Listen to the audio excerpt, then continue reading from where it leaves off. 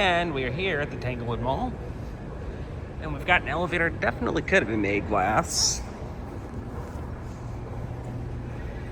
We're gonna take a ride on it. This is a ThyssenKrupp.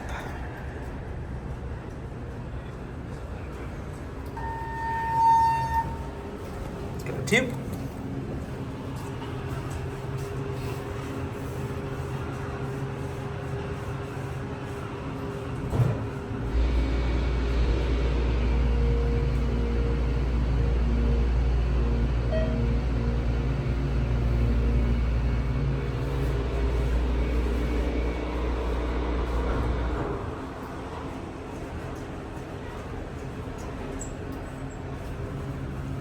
Back down to 1. Got a 4,500 pound capacity. Get a quick view.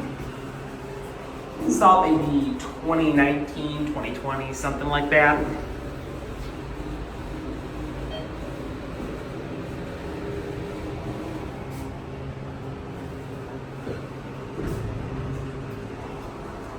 For distance it has to travel, goes decently quick.